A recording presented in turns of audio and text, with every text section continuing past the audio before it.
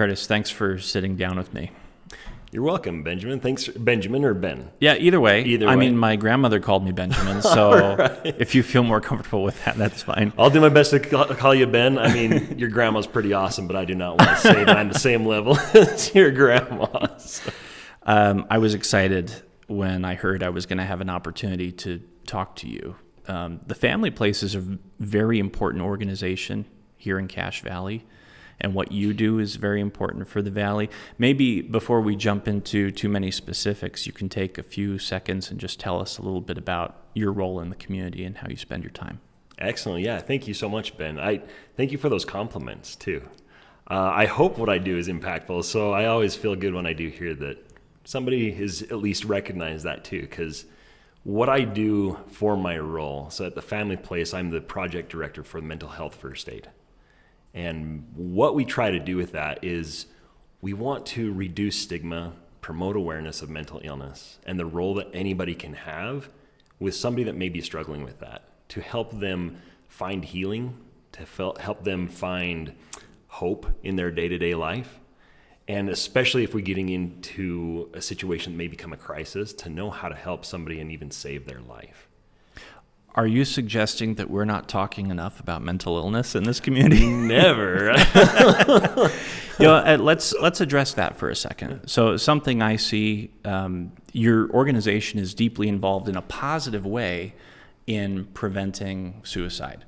Suicide's one of the leading causes of death in a couple of age groups here in the state of Utah.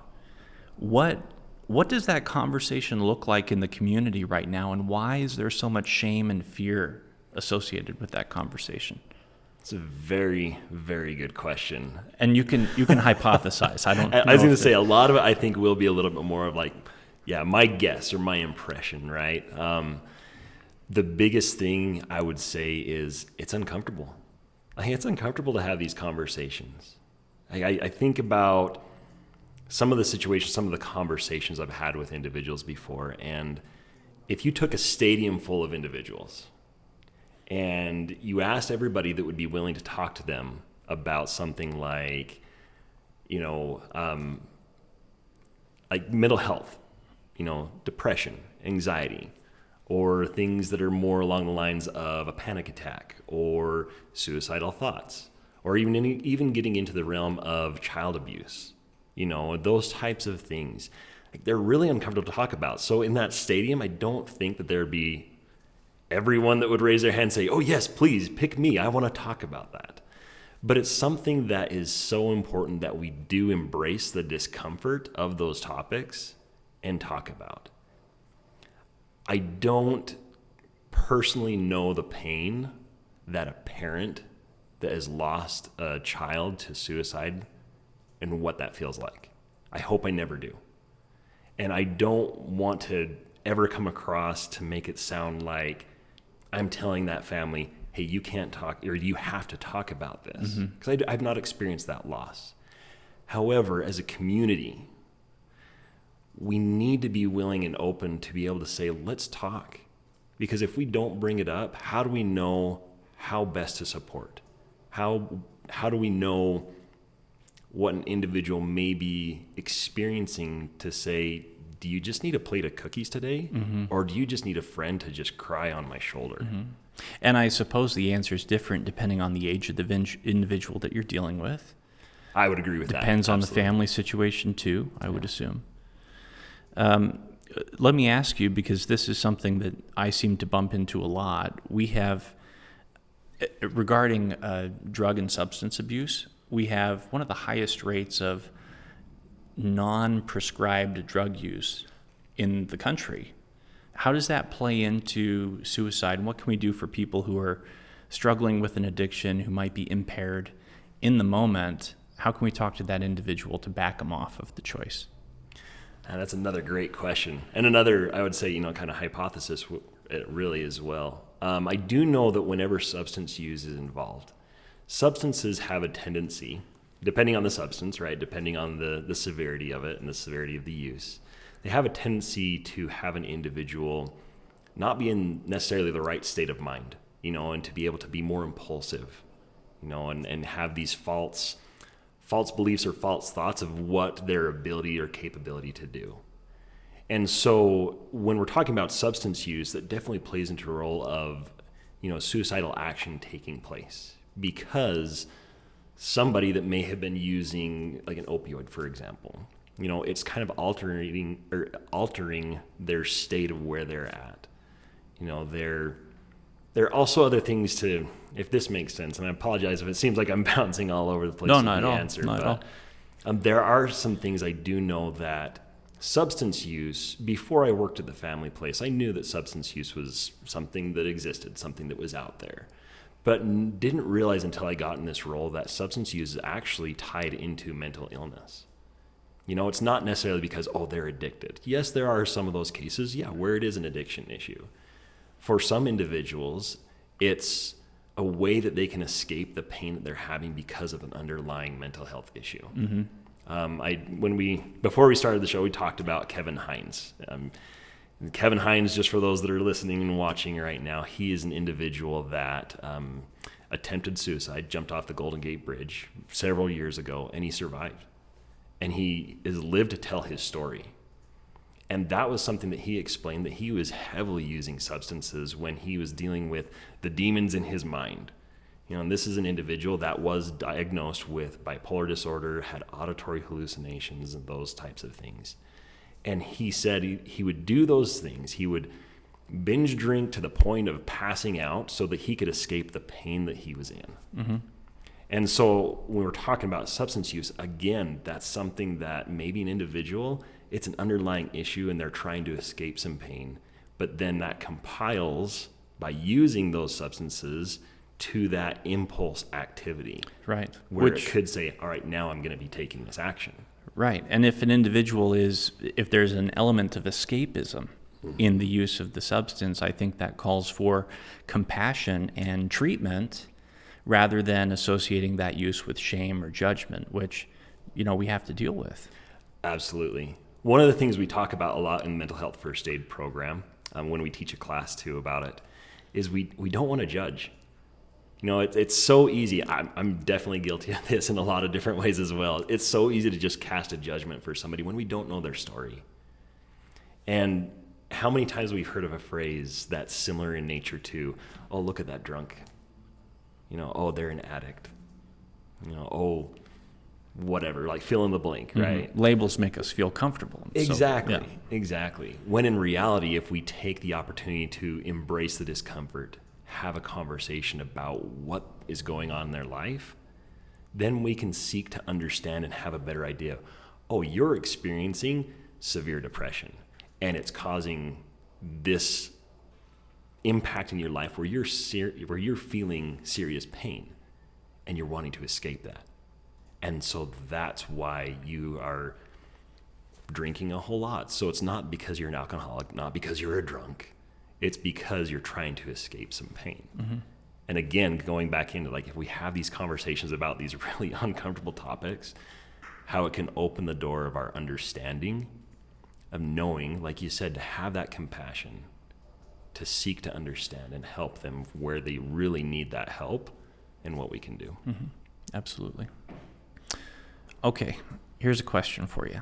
So as of last year, I just looked at this because I was curious what the stats showed from 2017 to 2020. Last year, about half of the suicides in the state occurred by firearm. And there's a discussion that I think is starting to be more prominent of a national discussion. It never really went away, but I think we're more comfortable talking about it right at this moment than we have been in the past, about access to firearms and how firearm accessibility is contributing to suicide. What are your thoughts, and what do you counsel families to do if they are a firearm family, which many of us here in Utah are, to prevent either minor or young adult access to firearms if they're in an extreme state of mind? Right. That's, again, great question, and very, very appropriate. I mean, it's always appropriate, but especially, like you said, with what's going on today, we can see around the nation all these different things. And that, what I try to help individuals know, again, is education. Like, first and foremost, education. But that education aspect that I know, rewind in my life for a minute, right? So when I took hunter safety, I grew up in a household with firearms. Yeah, me too. And my parents very well, or they did a very good job of explaining to me like the importance of being safe. Like, we don't point this at other people. We only use it for hunting or when we're target shooting or whatever that may be. But I don't remember, it may have been a topic. I don't remember when I took hunter safety that there was a specific section that talked about gun safety when it's not being used. Using a lock, using a locked case or a safe or whatever that may be. And so now in my role at the family place, and part of that role is I actually get to because I love it, right, is play a part in the Suicide Prevention Coalition that's here in the Valley. And that's a topic that we talk about constantly, especially with firearms, because it is a very normal use of means to take action on suicidal thoughts. And one of the biggest things that we talk about is, this is something simple. Get a gun lock, put it on there. For me, for example, what I've done in my household is I have 2 firearms in my house, and I've got 2 kids, and I talk with them about it, but I have a gun lock, and they're bolt action, so I've removed the bolt, put the gun lock in, and I store the bolt in a completely separate part of the house than from the guns, and the ammunition in a completely separate part. So it's like there's 3 areas in my house that has parts to firearms. And if we take those simple precautions to be able to extend the time of the access to the means, that can reduce the probability or the likelihood that an individual will take action with those means. So it is true then that if you delay the ability of someone to access a firearm, that the likelihood of them actually using it for suicide is increased. Absolutely. Yeah, and I wish I had the numbers right here with you, but yes. I don't know what they are. Right, yeah. But that's something that we've talked about. There's been various trainings that I've gone to for my role as an instructor for mental health first aid, that's national class, that we've talked with a lot of different individuals where it's lack of a better way to explain it, when an individual, typically when an individual has suicidal thoughts, it's more of an impulse. It's not something that it's going to be in that moment that lasts for 3 hours long. But it's in that moment, and if you can delay the access to means within like 5-10 minutes, it's like something triggers in their mind to help them realize, this is not really what I want to do. I'm going to reference back. I know it's like same topic, kind of different scenario, right? But again, Kevin Hines, when he jumped off the Golden Gate Bridge, when he explained and shared his story, he said, at the moment I let go of the bridge, I wanted to grab it again. And there's many times that he talked, and he said a phrase that was very interesting to me. He says, I knew that I had to die, but so desperately wanted to live. Mm-hmm. Which, again, great opportunity and great insight to somebody that has experienced mental illness to a point that that's how he felt. Mm-hmm. And I tie that back in what we were talking about with that access to means again, because if we can get past just those few minutes even, or 10 minutes, that longer we can extend that time of that access to means, it's going to provide that opportunity for an individual to maybe have that aha moment to say, this is not really what I want. And maybe I do need to talk and get some help. Mm-hmm. One of the most solid pieces of advice that I ever got from my mom was she used to say to us kids all the time, look, if you're angry, if you're hungry, if you're tired, if you're sad, don't make any big decisions during that period of time. And eventually that turned into a conversation in my own life about how I had firearms around me during certain states of mind. And that's been life-changing for me and for the people around me. And I think most people, they need some kind of support group, whether it's a group of buddies or direct family, where they can go to them and say, hey, I carry a handgun, or I've got access to a firearm at my house or in my truck, and I'm not feeling like I want to have this around me right now. No shame associated with it. Can you please hang on to this for a couple of days? Can you take care of this for me for a while? And people need more relationships like that, especially adults. I think, between the age of 35 and 45, for some reason, Men are 3 times as likely to kill themselves as women in that age group. And the rates are much higher in the state of Utah than in comparison to other states. I think Utah's number 5 or number 4, and Wyoming's right up there too. So regionally, we have an issue with men in that age group maybe trying to be in a little bit too much control and not knowing when they need a hand. Any advice for guys in that age group who that are suffering with depression or feeling really down? How would you address that? That's a great question, and I love it too. I'm in that age group. Yeah, me too. Right. So we're a couple of guys in that age group, like talking to the choir right here, right? So my advice to that is, and definitely easier said than done. It's okay. It's okay to not be okay. And we need to be willing to be vulnerable. And it's hard. Like as a guy, it's hard to be vulnerable. It's hard to tell your best friend. It's hard to tell your spouse. It's hard to tell those that are close to you to say, you know what? Yeah, I'm not feeling like I'm in a great place right now. Would you mind just holding on to my firearm for a little bit? But again, I'm going to reference back, if we have those open conversations, even in those times when we are okay, and have those conversations so okay, so what friend would I be willing to have that conversation and say, if I get to this point, would you be willing to do this for me? Right. Pre-identify the individual. Exactly. Have that conversation way in advance of having an issue. Right. And I, on a personal mentality that I have, even though I'm, again, still working on it, right? Or none of us are perfect, thank goodness, though. But I would say that it is more manly, if you will, right? It's more manly to be here tomorrow for your kids, for your spouse, for your friends that care about you, than to say, oh, I'm going to be in control and I can handle this. I can handle not giving up my firearm for a few days until I know I'm all right. Mm-hmm. It's more manly to be here tomorrow than it is to do that. And that's, for what that's worth, I guess, that's kind of my personal thoughts. Agreed with that. So, I touched on the prompts that I wanted to touch on. What do you want to talk about? Maybe you can start us with a story or a question. Man, that's a good question. There's actually one story that I would like to share. And again, maybe just to kind of reiterate and drive home the point of just embracing that discomfort. Take a quick breath and say, there's one more story that I'd like to share. Perfect. Give it like 2 seconds and then restart. Okay. All right, there's one more story I'd like to share.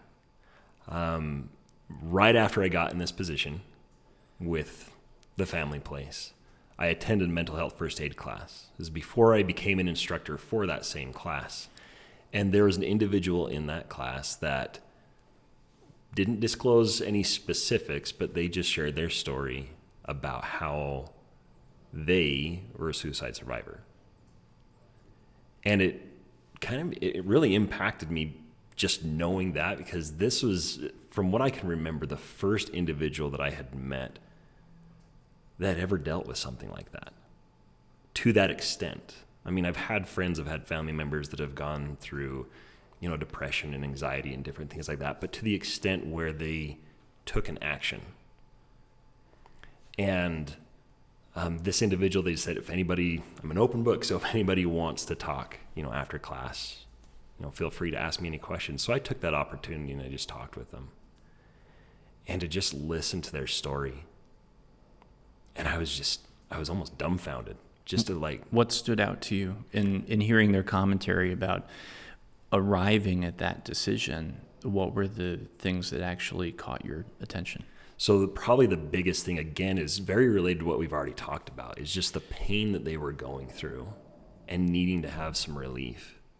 But the biggest thing that individual shared that impacted my life was they had, without saying it word for word like I'm going to say it here in a minute, but they shared the importance of, again, embracing the discomfort and talking about it. And when they were sharing their story, that was the thought that I've had, that I feel like has been kind of my driving force this past 2.5 years that I've been in this position with the family place. And that is, we need to be comfortable with what is inherently uncomfortable. And if you think about, again, what we talked about earlier and just so many different things, I mean, it's about saying this, chuckling a little bit, but in all seriousness, like having the discussion about the birds and the bees with your kids, body safety with your children. Right. We have high risk, high impact conversations with young people across a variety of other topics. Absolutely. But we're afraid to talk about this one. Right. Yeah. And that's something that if we can grasp ourselves, and it's going to take some time, you know, when we think about it, for however long each of us have been alive, it's been almost indoctrinating us that it's okay or it's not okay to talk about these things openly, depending on your family dynamic and how you were raised and those types of things, right? But that's something that I want to almost break the mold, right? With at least with my family and individuals that I come in contact with, that it's okay. It's normal to talk about body safety. It's normal to talk about the birds and the bees. It's normal to talk about how you are feeling depressed or that you're feeling anxious about something, that you are experiencing some sort of distress and pain to the point of like, maybe it would be better that I'm not here. Because when I think about my spouse or my daughter or my son or my sister or my parents or any number of individuals that are so close to me, and what I wouldn't do or what I would do to keep them alive and safe with me one more day, it's worth the discomfort that I'm going to feel. It's worth to feel this like, I don't want to say this, because what if the answer is yes? What if they tell me that, yeah, I'm feeling completely hopeless and it's just better that I'm not here tomorrow? But then going back to, what would I be willing to do? What would I be willing to not do? Because I want to be here for them tomorrow, and I want them to be here with me tomorrow. Yeah. I think the preservation of life, especially young life, is one of the most critical battlegrounds in our community right now. And I'm grateful there are people like you out here who are talking about it. Thank you so much, Ben. Yeah. Hey, thank you for this. This is, I feel, a very important continuing of a starting step, you know, those stepping stones for our community to know, let's do this. Let's talk. We all can make a difference. Doesn't matter who you are, where you're from. A couple of minutes ago, when you were talking, you brought up this concept of mental first aid.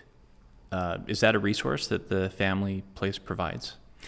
Yes. So, yeah, mental health first aid. If you think about just that last section of that title, first aid, you think about a first aid or CPR class. Well, what does that first aid or CPR class do?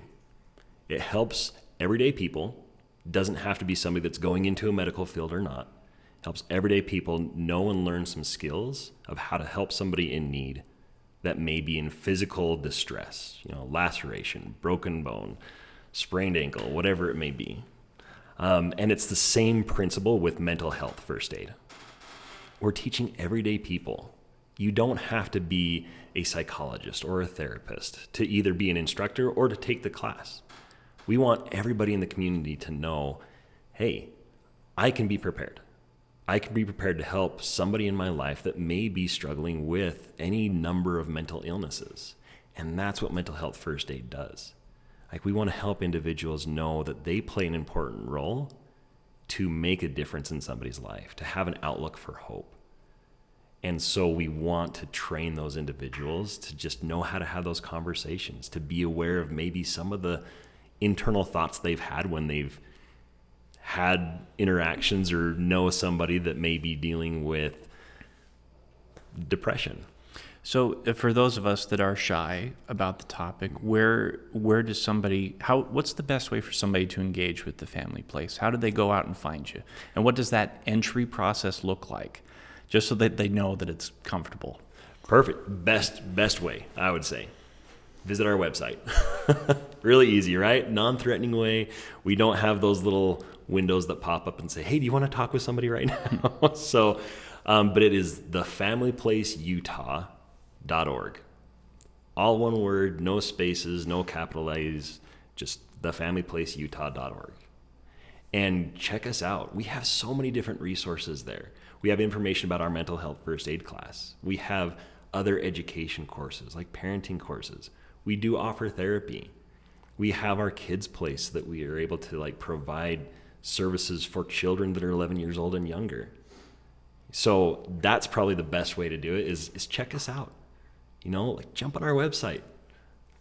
Take a look at what we can offer, how we can help support you, because our whole mission at Family Place is strengthen families and protect children. Everything we do revolves around that, including mental health first aid.